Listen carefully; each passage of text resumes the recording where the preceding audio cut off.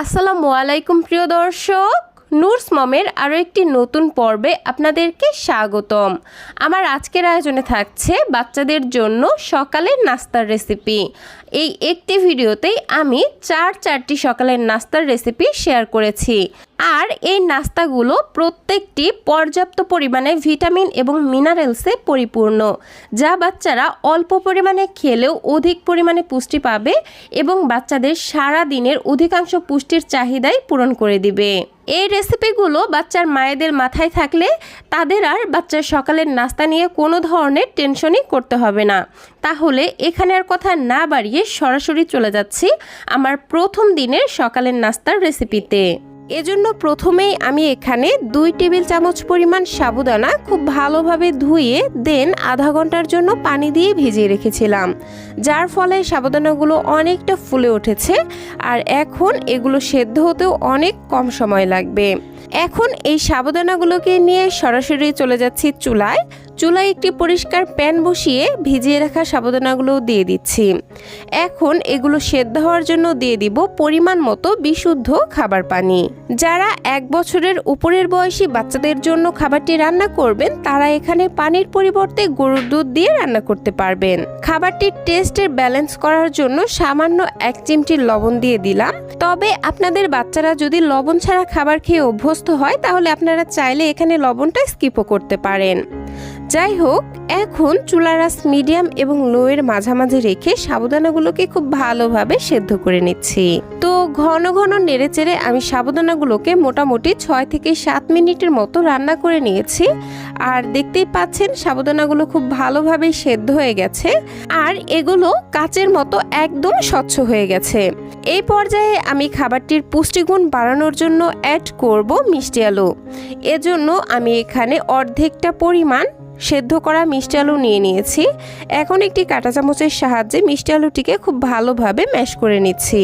খুব ভালোভাবে ম্যাশ করে নিতে হবে যাতে করে বড় কোনো অংশ বাচ্চাদের গলায় আটকে না যায়। তো মিষ্টি আলুটাকে ম্যাশ করা হয়ে গেলে চুলায় চলে আসলাম। এখন এই সাবুদানার মধ্যে মিষ্টি আলুগুলোকে দিয়ে দিচ্ছি। একই সাথে এই খাবারটিকে আরও বেশি পুষ্টিকর করার জন্য দিয়ে দিচ্ছি 1 চা চামচ পরিমাণ মিক্সড বাদামের গুঁড়া এবং খাবারটিকে মিষ্টি করার জন্য দিয়ে দিচ্ছি 1 টেবিল চামচ পরিমাণ খেজুরের গুড়। যারা 1 বছরের কম বয়সী বাচ্চাদের জন্য খাবারটি রান্না করবেন তারা এখানে খেজুরের গুড়ের পরিবর্তে আস্ত খেজুর কিছুক্ষণ পানি দিয়ে ভিজিয়ে রেখে দেন হাত দিয়ে ম্যাশ করে সেই খেজুরের পিউরিটা অ্যাড করবেন। এতে করে খাবারটি কিন্তু ন্যাচারালি মিষ্টি হয়ে যাবে। তো যাই হোক, সব কিছু এখন স্প্যাচুলার সাহায্যে খুব ভালোভাবে মিশিয়ে নিচ্ছি। আর এখন কিন্তু খাবারটিকে আর রান্না করার কোনো প্রয়োজন নেই, জাস্ট সব কিছু খুব ভালোভাবে মিক্স করে নিলেই হবে। তো এই পর্যায়ে হচ্ছে আপনারা বাচ্চাদেরকে যে যেমন লিকুইড রেখে খাবার খাওয়ান, খাবারটিকে ঠিক সেই রকম লিকুইড বা ঘন করে চুলা থেকে নামিয়ে নেবেন। আমি ঠিক এরকম অবস্থাতেই চুলা থেকে নামিয়ে নিচ্ছি। আর এই তো তৈরি হয়ে গেল খুবই সহজেই বাচ্চাদের জন্য পুষ্টিতে পরিপূর্ণ এবং ক্যালোরি বহুল একটি সাবুদানার রেসিপি। তো এজন্য এখানে প্রথমেই একটি মুরগির ডিমের কুসুম নিয়ে নিচ্ছি। খাবারটি যেহেতু 6 মাস থেকে 3 বছর বয়সী বাচ্চাদেরকে খাওয়াতে পারবেন, তাই 6 মাস থেকে 10 মাস বয়সী বাচ্চাদের জন্য আপনারা এখানে শুধুমাত্র ডিমের কুসুমটা নিয়ে নেবেন এবং 10 মাস থেকে তার ঊর্ধ্ব বয়সী বাচ্চাদের জন্য এই কুসুম সহ পুরো একটি ডিম নিয়ে নিতে পারবেন। তো যাই হোক দর্শক, আমি এইদিকে যে ডিমের কুসুমটা নিয়েছিলাম সেটাকে চামচের সাহায্যে খুব ভালোভাবে ফেটিয়ে নিয়েছি। ফেটিয়ে রাখা ডিমটাকে একটা সাইডে রেখে দিলাম। অন্যদিকে নিয়ে নিচ্ছি আমার বাচ্চার চাহিদা অনুযায়ী হোমমেড সুজি। আমি এখানে 2 টেবিল চামচ পরিমাণ ঘরে তৈরি চালের সুজি নিয়ে নিয়েছি। এবার সরাসরি চুলায় চলে যাচ্ছি। প্রথমেই প্যানের মধ্যে দিয়ে দিচ্ছি 1/2 চা চামচ পরিমাণ ঘি। আপনারা চাইলে এখানে ঘিয়ের পরিবর্তে বাটার কিংবা অলিভ অয়েলও ব্যবহার করতে পারবেন। পুষ্টিবিদেরা বাচ্চাদের 6 মাস বয়সের পর থেকেই তাদের খাদ্য তালিকায় অল্প অল্প করে এগুলো যুক্ত করতে বলে থাকেন। তো যাই হোক, ঘিটা গলে আসলে আমি এর মধ্যে সুজিগুলো দিয়ে দিব এবং চুলার আঁচ একদম লোতে রেখে 2 মিনিটের মতো এই সুজিটাকে ভেজে নিব। সুজি থেকে যেন সুন্দর একটি ফ্লেভার বের হয়, এজন্য এখানে দিয়ে দিচ্ছি মুখ ফাটানো একটি এলাচ এবং ছোট্ট একটি তেজপাতা। আমি মাঝখান থেকে তেজপাতাটাকে এইরকম চিড়ে দিয়ে দিচ্ছি।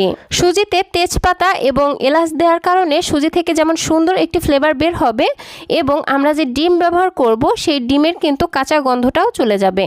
এ কারণে বাচ্চারা খাবারটি খুবই মজা করে খাবে। তো যাই হোক, কিছুক্ষণ ভেজে নেওয়ার পরই দেখবেন এই সুজি থেকে খুবই সুন্দর একটি ঘ্রাণ বের হবে। এই পর্যায়ে সুজিগুলো সেদ্ধ হওয়ার জন্য দিয়ে দিচ্ছি পরিমাণ মতো বিশুদ্ধ খাবার পানি এবং নেড়েচেড়ে প্রতিটি উপাদান খুব ভালোভাবে মিশিয়ে নিচ্ছি। আর চুলার আঁচ মিডিয়াম টু লোতে রেখে একটু ঘন ঘন নেড়েচেড়ে এটাকে রান্না করে নিচ্ছি। আমি এই সুজিতে কোনো ধরনের লবণ এবং চিনি ব্যবহার করছি না, কারণ ডাক্তাররা বলে থাকেন 1 বছরের আগে বাচ্চাদের খাবারে কোনো ধরনের লবণ বা চিনি ব্যবহার করা যাবে না, কারণ 1 বছরের কম বয়সী বাচ্চাদের কিডনি এবং লিভার অপরিপক্ক অবস্থায় থাকে।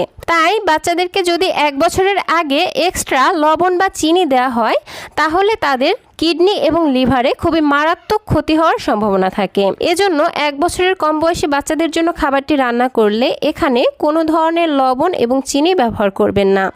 আর 1 বছর থেকে তার ঊর্ধ্ব বয়সী বাচ্চাদের জন্য এখানে স্বাদের জন্য সামান্য একটু লবণ এবং মিষ্টির জন্য সামান্য একটু তাল মিশ্রি ব্যবহার করতে পারবেন। তো যাই হোক, সুজিগুলো রান্না হয়ে যখন পুরোপুরিভাবে সেদ্ধ হয়ে যাবে এবং পানিটাও শুকিয়ে ঠিক এরকম পর্যায়ে চলে আসবে, তখন আমরা ফেটিয়ে রাখা ডিমের কুসুমটা এর মধ্যে দিয়ে দিব। আর এক হাত দিয়ে অনবরত নেড়েচেড়ে এই সুজির সঙ্গে খুব ভালোভাবে মিশিয়ে নিব। এই পর্যায়ে নেড়েচেড়ে দেওয়া বন্ধ করা যাবে না, তা না হলে ডিমের বড় বড় দলা পেকে যাবে, যেটা বাচ্চাদের খেতে সমস্যা হবে। ডিম দেওয়ার পর এই সুজিটাকে ঘড়ি ধরে 1 থেকে 1.5 মিনিটের মতো রান্না করে নেবেন। এই তো আমার সুজিটা রান্না হয়ে গেছে আর আমি এটাকে ঠিক এইরকম ঘনত্বে রাখবো। এই তো এবার বাটিতে ঢেলে নিচ্ছি। থেকে 1/2 কাপ পরিমাণ চিরা নিয়ে নিচ্ছি। আপনারা আপনাদের বাচ্চাদের চাহিদা বুঝে চিরার পরিমাণ কমিয়ে বা বাড়িয়ে নিয়ে নেবেন।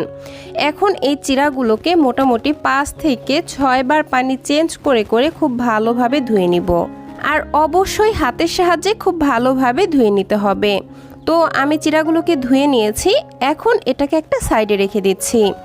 আর অন্য আরেকটি প্লেটের মধ্যে নিয়ে নিচ্ছি একটি ভালো পাকা দেখে কলা।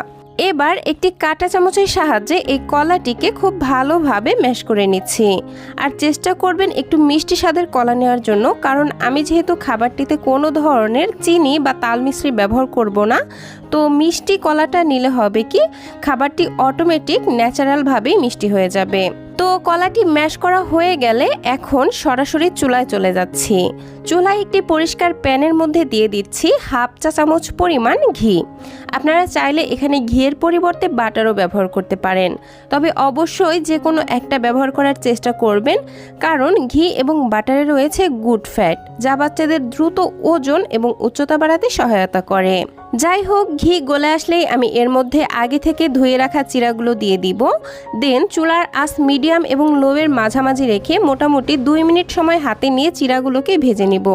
এতে করে খাবারটি থেকে খুবই সুন্দর একটি ফ্লেভার বের হবে। তো কিছুক্ষণ ভেজে নিয়েছি, এখন এগুলো রান্না হবার জন্য দিয়ে দিচ্ছি 1 কাপ পরিমাণ লিকুইড গরুর দুধ। যারা বাচ্চাদেরকে গরুর দুধ খাওয়ান না তারা এখানে খাবারটি পানি দিয়ে রান্না করবেন এবং রান্নার শেষে ফর্মুলা মিল্ক অ্যাড করে বাচ্চাকে খাওয়াবেন। এখন হচ্ছে চুলার আঁচটাকে মিডিয়াম করে দিব এবং এই চিরাগুলো খুব ভালোভাবে সেদ্ধ হয়ে যাওয়া পর্যন্ত রান্না করে নিব। আর মাঝে মধ্যে একটু নেড়েচেড়ে দিব যাতে করে নিচে লেগে না যায়। এদিকে কিন্তু আমার চিরা অলমোস্ট রান্না হয়ে গেছে, দেখতেই পাচ্ছেন চিরাগুলো খুব ভালোভাবে সেদ্ধ হয়ে গেছে আর দুধটাও শুকিয়ে ঠিক এইরকম ঘনত্বে চলে এসেছে। এই পর্যায়ে আমি হচ্ছে এই স্প্যাচুলাটা দিয়ে চিরাগুলোকে একটু ভেঙে ভেঙে দিয়েছি যাতে করে বাচ্চাদের খেতে সুবিধা হয়। এখন আমি আগে থেকে যে কলাটা ম্যাশ করে রেখেছিলাম সেই ম্যাশ করা কলাটা এই খাবারের মধ্যে দিয়ে দিচ্ছি। একই সাথে এই খাবারটিকে আরও বেশি পুষ্টিকর এবং মজাদার করার জন্য দিয়ে দিচ্ছি 1 চা চামচ পরিমাণ মিক্সড বাদামের গুঁড়া। আমি এখানে কাজু বাদাম এবং কাঠবাদাম একসঙ্গে গুঁড়া করে নিয়েছি, তো সেটাই দিয়ে দিলাম। এই বাদাম গুঁড়ার রেসিপি আমার চ্যানেলে দেয়া আছে, আপনাদের প্রয়োজন হলে দেখে নিতে পারেন। তো যাই হোক, সব কিছু এখন একসঙ্গে খুব ভালোভাবে মিশিয়ে নিচ্ছি, আর তাহলেই এই খাবারটি বাচ্চাকে খাওয়ানোর জন্য একদমই তৈরি হয়ে যাবে। আমি ঠিক এরকম অবস্থায় রেখেই খাবারটিকে চুলা থেকে নামিয়ে নিচ্ছি। তবে আপনাদের বাচ্চারা যেমন ঘনত্বের খাবার খায়, খাবারটিকে ঠিক সেরকম ঘনত্বের রেখে চুলা থেকে নামিয়ে নেবেন। আর এই তো তৈরি হয়ে গেল বাচ্চাদের জন্য খুবই পুষ্টিকর এবং ক্যালোরিবহুল একটি খাবারের রেসিপি। পুষ্টিকর এই খাবারটি তৈরি করতে আমি প্রথমেই নিয়ে নিচ্ছি বাচ্চার চাহিদা অনুযায়ী চিরা। আমি এখানে সাদা চিরা ব্যবহার করেছি, আপনি আপনার বাচ্চাকে যে চিরা খাওয়ান এখানে সেই চিরাই নিয়ে নেবেন। এখন এই চিরাগুলোকে নর্মাল খাবার পানি দিয়ে কয়েকবার পানি চেঞ্জ করে খুব ভালোভাবে ধুয়ে নিব। দর্শক, আমরা কম বেশি সবাই জানি চিরা বাচ্চাদের জন্য খুবই উপকারী একটি খাবার। এটি বাচ্চাদের শরীর ও পেট ঠান্ডা রাখতে সাহায্য করে, বাচ্চাদের ক্ষুধা মেটাতে সাহায্য করে, পাশাপাশি বাচ্চাদের শরীরের পানির অভাব পূরণ করতে সাহায্য করে। তো যাই হোক, এই চিরাগুলোকে আমি খুব ভালোভাবে ধুয়ে নিয়েছি। এখন এই চিরার বাটিটাকে একটা সাইডে সরিয়ে রাখছি। অন্যদিকে নিয়ে নিচ্ছি 2টি খেজুর। এই খেজুর দুটিকে খুব ভালোভাবে ধুয়ে নিয়েছি, এরপর বিচি ফেলে দিয়েছি। একই সাথে নিয়ে নিচ্ছি 4টি কাঠবাদাম আর 6 থেকে 7টি কাজু বাদাম। এই বাদামগুলো আমি আগে থেকেই ধুয়ে নিয়েছি। এখন এরকম একটি ব্লেন্ডার জারের মধ্যে ধুয়ে রাখা চিরাগুলো দিয়ে দিচ্ছি। একই সাথে আমি বাদাম, খেজুর এগুলোও দিয়ে দিব। বাদামের ক্ষেত্রে বলে রাখা ভালো, আমার ছেলের বয়স যেহেতু 19 মাস, তাই আমি এখানে বাদাম একটু বেশি পরিমাণে নিয়ে নিয়েছি। যারা 8 মাসের বাচ্চাকে এই খাবারটি খাওয়াতে চাচ্ছেন তারা এখানে বাদামের পরিমাণ একটু কমিয়ে নেবেন। তো যাই হোক, এখন এই সব কিছুকে ব্লেন্ড করে নিব। আর ব্লেন্ড করার সুবিধার্থে আমি এখানে হাফ কাপের মতো গরুর দুধ ব্যবহার করছি। এখন এগুলোকে ব্লেন্ড করে নিচ্ছি। এই তো আমি ব্লেন্ড করে নিয়েছি, আর দেখতেই পাচ্ছেন এটার ঘনত্ব ঠিক এরকম হয়েছে। এখন এটাকে নিয়ে সরাসরি চুলায় চলে যাচ্ছি। প্যানের মধ্যে তৈরি করে রাখা মিক্সচার দিয়ে দিচ্ছি। এরপর আমি এখানে দিয়ে দিব আরও হাফ কাপের মতো গরুর দুধ। 1 বছরের কম বয়সী বাচ্চাদের জন্য খাবারটি রান্না করলে এখানে গরুর দুধের পরিবর্তে নর্মাল বিশুদ্ধ খাবার পানি ব্যবহার করবেন। এখন নেড়েচেড়ে সব কিছু খুব ভালোভাবে মিশিয়ে নিচ্ছি, আর চুলার আঁচ মিডিয়াম টু লোতে রেখে এই খাবারটাকে রান্না করে নিতে হবে। এতে করে খাবারটি ঘন হয়ে আসবে, আর যে চিরা দিয়েছি, বাদাম দিয়েছি, এটা কুক হয়ে যাবে। আর একটু ঘন ঘন নেড়েচেড়ে রান্না করে নিতে হবে, তা না হলে দেখা যাবে যে এই প্যানের তলায় লেগে যাওয়ার সম্ভাবনা থাকবে। এই খাবারটিকে আপনারা বাচ্চাদের জন্য সুপার ফুডও বলতে পারেন, কারণ খাবারটি যেহেতু অনেকগুলো হেলদি ইনগ্রিডিয়েন্টস দিয়ে তৈরি করা হয়েছে, যেগুলো বাচ্চাদের স্বাস্থ্যের জন্য খুবই উপকারী। বাদামে প্রচুর পরিমাণে শক্তি পাওয়া যায়, কারণ এতে রয়েছে ওমেগা 3, ওমেগা 6 ফ্যাটি অ্যাসিড। এছাড়া রয়েছে গুড ফ্যাট, যেটা বাচ্চাদের মেধা বিকাশ করতে সাহায্য করে, একই সাথে বাচ্চাদের দ্রুত ওজন বাড়াতেও সাহায্য করে। এবং খেজুরে রয়েছে প্রচুর পরিমাণে ভিটামিন, ক্যালসিয়াম, আয়রন এবং অ্যান্টিঅক্সিডেন্ট, যা বাচ্চাদেরকে ভেতর থেকে শক্তিশালী করে এবং বাচ্চাদের রোগ প্রতিরোধ ক্ষমতা বাড়াতে সাহায্য করে। পাশাপাশি বাচ্চাদের দ্রুত ওজন বাড়ানোর জন্য এবং তাদের মেধা বিকাশ করার জন্য খেজুরকে বাচ্চাদের জন্য সুপার ফুড বলা হয়। এই তো কথা বলতে বলতে আমার খাবারটি কিন্তু অলমোস্ট রান্না হয়ে গেছে, আর এটা রান্না হতে খুব বেশি সময় লাগে না, মোটামুটি 3 থেকে 4 মিনিটের মধ্যে এটা খুব সুন্দরভাবে কুক হয়ে যায়। এই তো আমি ঠিক এইরকম ঘনত্বে রেখেছি খাবারটিকে। আপনি আপনার বাচ্চাকে যেমন ঘনত্বের খাবার খাইয়ে থাকেন সেই রকম ঘনত্বে রেখে এই খাবারটি চুলা থেকে নামিয়ে নেবেন। তৈরি হয়ে গেল বাচ্চাদের জন্য ওয়েট গেইনিং একটি খাবারের রেসিপি। তো দর্শক, এই ছিল আমার আজকের আয়োজন। আশা করছি আমার আজকের ভিডিওটি আপনাদের কাছে ভালো লেগেছে।